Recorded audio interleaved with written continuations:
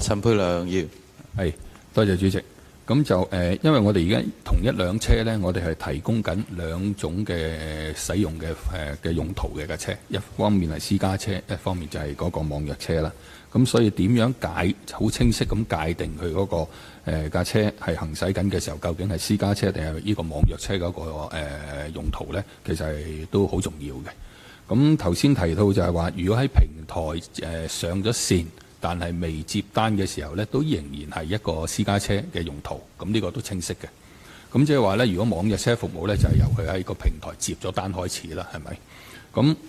都會出現一啲灰色問題，譬如我嗰架車，我正在載住我嘅家人或者我嘅朋友出去嘅時候，咁但係我同時呢，就喺嗰個網上個平台呢，我去接單。咁我接單嘅時候呢，我嘅家人或者我屋企人或者朋友仍然喺個車上邊嘅。咁喺個途中裏邊，如果發生咗一啲交通意外呢，就會出現一個尷尬情況啦。咁因為你接咗單啊嘛，已經係一個網約車嘅用途，咁你嗰個原來嘅私家車嗰個保險單就可能已經唔生效咯。咁到去網約車平台呢，咁佢因為你嗰架車載住嗰個唔係客人嚟噶嘛，咁係你屋企人或者朋友啊嘛，你唔係接個客人。咁喺平台裏面另外嗰個保障嗰個保單呢，佢又唔負責任。咁喺呢個情況之下呢，就會特別係如果當嗰個保險裏邊係由不同嘅保險公司去提供嘅時候，就會出現一啲可能嘅爭拗啊，或者嘅變數喺度。咁所以呢，呢一個係咪都當局會唔會考慮下呢個情況？會係點樣處理呢？咁樣，因為呢個會係一個可能係保障嘅一個真空嘅地帶嘅嚇。好，阿Kurt。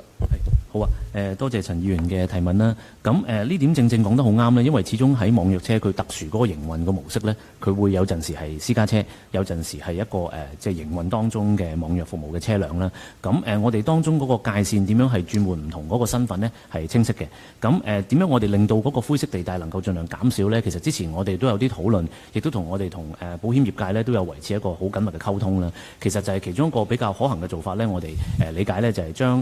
將來如果係同一間保險公司佢嘅一張嘅保險單據可以係覆蓋兩個部分嘅一啲保險嘅話呢，咁就牽涉到呢，如果係只係一間公司呢，咁啊相對嗰個爭拗呢，就希望可以係減少到啦。咁亦都我哋按照翻個清晰嘅時點呢，去判別究竟嗰個車輛嗰個使用係點樣。咁同一時間呢，頭先提到我哋有一啲實務嘅守則，我哋都會俾翻平台同埋俾翻司機。咁將來我哋都可以喺列入邊呢，就其實列明清楚呢，就係如果嗰個司機呢，其實佢都已經係有個計劃係去做生意嘅啦，去營運嘅啦。咁其實呢，佢就應該避免呢係接咗張單前往接客途中呢，其實就自己可能佢仍然係用緊，可能接咗屋企人。咁呢啲咁嘅情況呢，其實就應該希望佢盡量避免呢，就可以減少中間當中嗰啲唔清晰嘅地方啦。係我諗頭先阿陳沛良議員所問嘅問題呢，我諗都係呢樣嘢都係好緊要嘅。咁我覺得呢，盡量避免呢，同埋不能准許呢，係我覺得喺呢種情況應該係不准許嘅。因為假如佢係接咗單，又或者佢掛咗個即係營運嘅標識出嚟呢，其實佢唔應該接自己屋企人，否則呢係會好混亂。咁即係頭先我哋喺一開始嘅時候亦都討論過，亦都希望呢係跟住落嚟有啲澄清嗰方面嘅書面回覆，咁希望喺呢一度可以講清楚。